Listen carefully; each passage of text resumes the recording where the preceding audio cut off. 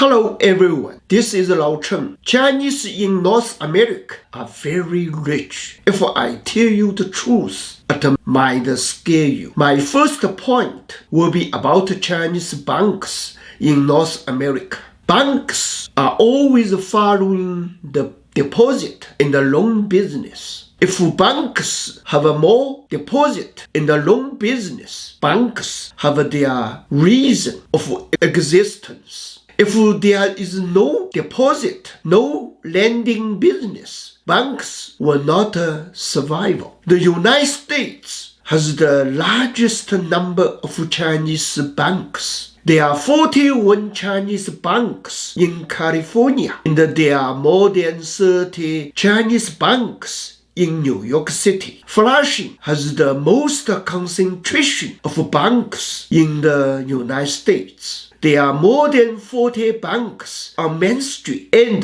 Casino Boulevard in Flushing. Some banks have 3 or 4 branches on Main Street, such as Chase and the Bank of America. In Manhattan, Chinatown, there are more than 20 banks in such a small area. These banks belong to mainland China, Taiwan, and the local Chinese Americans, such as First America International Bank, Abacus, Cathay, East West, Global, HSBC, United Orient, China Trust, etc. These banks not only service customers, but also companies. The United States and China are the 2 largest economic entities in the world and have the largest value of trade between 2 countries. Chinese Americans carry out many import and export business using banks' service. In 2019, the value of trade between the 2 countries reached $541 billion. Chinese Americans import a lot of Chinese food and Chinese kitchen materials from China, Hong Kong, and Singapore to supply thousands of Chinese restaurants in United States and Canada. Chinese American businessmen make a lot of money in their trade. In addition to deposit in the loan business, banks offer another service to their customers, and that is providing safety deposit boxes. This service is important to their Chinese customers. Some banks do not allow customers to put cash into their cases and declare if someone's cash in his case disappears, the bank will not be responsible. But many Chinese put cash into their deposit cases regardless of this warning. Many Chinese in the United States work in Chinese restaurants and in the construction business. In these lines, the wages are paid in cash. Some Chinese are unwilling to pay the full amount of owned taxes. If they save their cash in their bank accounts, the IRS may suspect their cheating behavior. It was also not safe for them to put a lot of cash at home. So some Chinese have hidden their cash in safety deposit boxes. Furthermore, for some different reasons, a lot of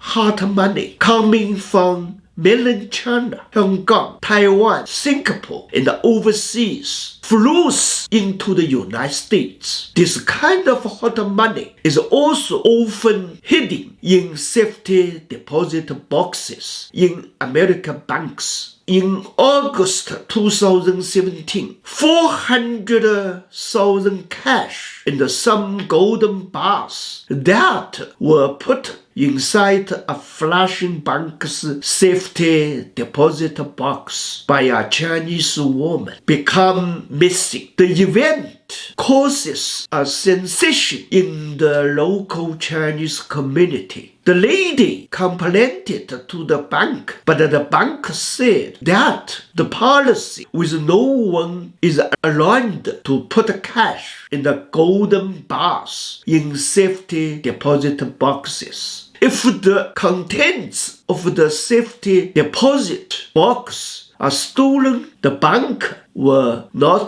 take any responsibility for this. The Chinese woman hired a lawyer to litigate this case. I do not know the result of this event. Anyway, this is an example to show rich Chinese Americans' behavior with their money and valuables. This situation also occurred in Manhattan Bank. A thief knocked a hole from the bank next door and went to the Chinese-owned bank safes to steal cash because everybody knows that Chinese banks have a lot of cash in their safes. My second point is about Chinese investment immigration. 37% of wealthy Chinese consider immigration and 75% choose the United States. In 2015, the U.S. Immigration Service processed a large number of EB-5 immigration applications from China, accounting for more than 85% of the nearly 11,000 people who are Chinese to receive EB-5 investor visas. The highest number of Chinese immigrants was in 2019. More than 15,000 wealthy or high-end individuals chose to immigrate, raising the number up 30% for more than 10,000 in 2016. 70% of U.S. investment is from new immigrants coming from China. During 2017, the U.S. received 9,947 immigrants, of which 7,512 were Chinese, accounting for 75.5%. China has the highest number of rich immigrants in the world, far ahead of second-ranked Russia, more than 7,500. According to Wu Run White Paper on Chinese investment immigration, the top number of Chinese immigrants are still coming to the United States. The average is 1/3 of wealth immigrants come to the United States, such as Pan Xiying, wife Zhang Xi, engaged in real estate, Su Hongbin, engaged in finance, step-by-step company owner Dong Yongping. These business tycoons have immigrated into the United States. The key to immigrants investing in the U.S. is 500,000 or 3.5 million Chinese yuan. In 2018, the Hurun Institute surveyed 224 wealthy people with more than 29 million respondents, 37% of whom are considered immigration. The United States is definitely top priority for Chinese, Hurun concluded. By 2017, China will have 147 million American dollar household with $10 million cash. If 37% of them are considering immigration, that is 540,000 families who are ready to leave. And if 70% of them immigrate to the United States, that would be more than 400,000 families. if they immigrate to the United States, they will bring at least 4 trillion wealth to the United States. My third point is about Chinese buying real estate in North America. The total consumption of Chinese overseas property purchase is 106 billion American dollar. That is about 1 trillion renminbi. The United States is the favorite country for Chinese to invest in real estate. According to U.S. National Association of Realtors release from 2010 to 2015, in the United States, of all international house buyers, Chinese buyers had 28% and spent 110 billion American dollars to purchase American estates. Among them, commercial real estate at 17 billion and residential real estate at 93 billion. These capitals flowed to the most concentrated areas of the United States, including New York, Los Angeles, San Francisco, Seattle, and so on. In 2015, Chinese bought 30% of the housing in California, followed by Washington State at 8% and New York at 7%. New York City is the largest city in the United States and has the largest Chinese population. So Chinese bought a lot of houses in New York City. From April 2019 to March 2010, during the 12 months, foreign buyers purchased a total of 150,000 seats of real estate and invest 74 billion in the United States. Chinese people once again became the largest foreign investor globally. They bought 18,400 seats of real estate, or about 11.5 billion American dollar. The other overseas buyers are from Canada, Mexico, and India. According to a recent survey by the National Association of Realtors, Chinese have become the leading buyers of real estate in the United States, accounting for 15%, following by Canada at 10%, Mexico at 8%, India at 5%, and the United Kingdom and Brazil at 3%. The Chinese capital flocking in this area distorted of local real estate prices. In 2015, according to reports in the United States, on average, each Chinese for property expenditure were 332,000, well above the overall average spending level of foreign buyers of 499,000 American dollars. 70% Chinese buyers paid in cash. The U.S. government's law enforcement agencies first time investigated foreign buyers using plenty of cash and suspected of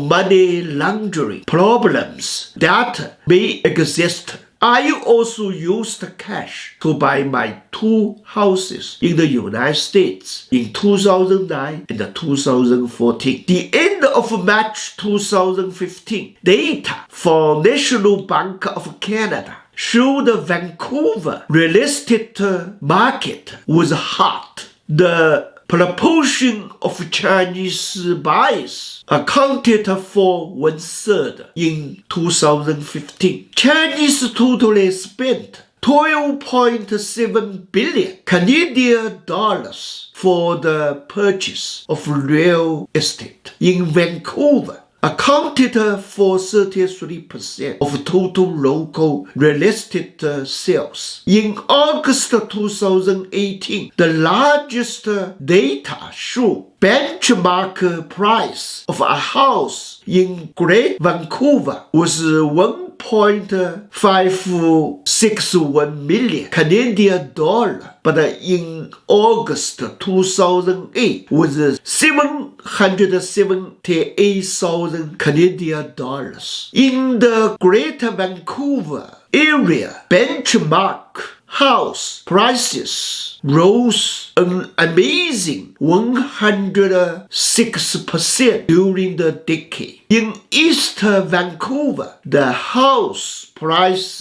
increased 133.7% in decade. 2008 benchmark is 1.5 million Canadian dollars. In 2018, a house benchmark price of 3.3 million Canadian dollars. A recent contrast according to better dwelling data from January 2000 to March 2019. The growth rate in house price in Vancouver 207% faster than in New York, 75% faster than in Los Angeles. For 20 years, the Vancouver housing price has been soaring 316%. Vancouver Real Estate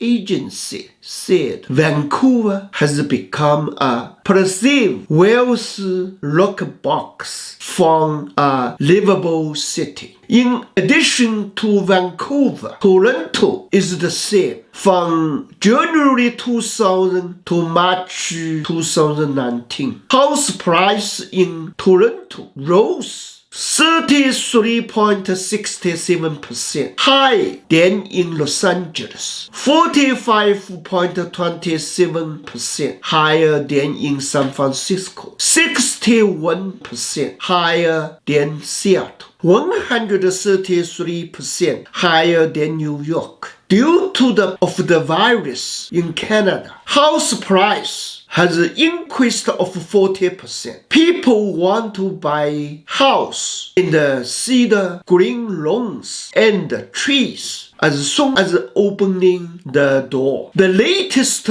reports indicate since 2005, Canadian house price rose nearly 3 times more than any other G7 country. The population of Chinese in United States is relatively smaller than that in Canada. Canadian Chinese population accounts for 5.1% of whole Canadian population. American Chinese population accounts for 1.5% of whole American population. This is one of the reasons why Canadian real estate price is higher than American real estate price. Chinese in North America are the largest ethnic group buying real estate. This is more evidence about how rich Chinese are in the North America. My first point is about wages. Asian Americans are the highest average income group in all ethnicities of the United States.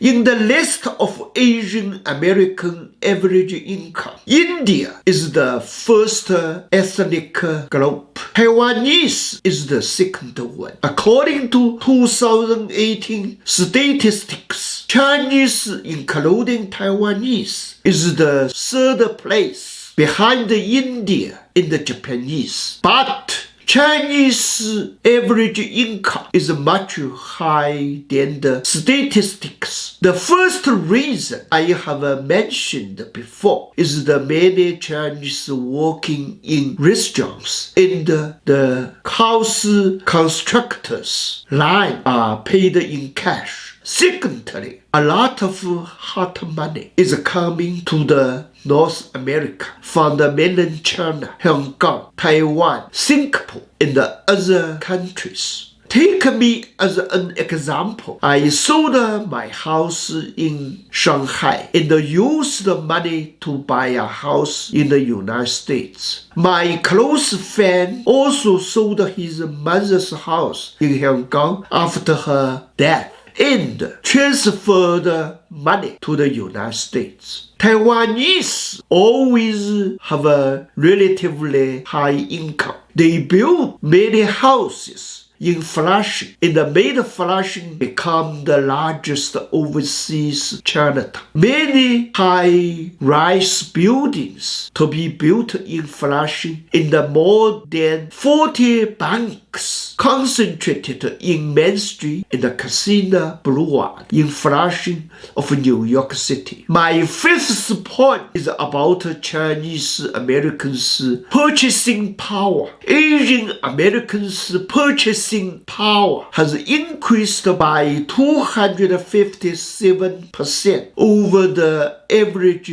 level of Americans since 2000. According to the report, the population of Asian Americans is 7% and 21.8 million in the United States. Asian Americans have become leaders of consumer technology. 94% of Asian American households own a smartphone, and this figure only 86% in the United States. Chinese American consumption is the number one in the United States. Chinese purchase larger quantities of luxury brand fashion in the United States. In a lot of luxury fashion shopping centers and outlets, many Chinese are in the queue. Chinese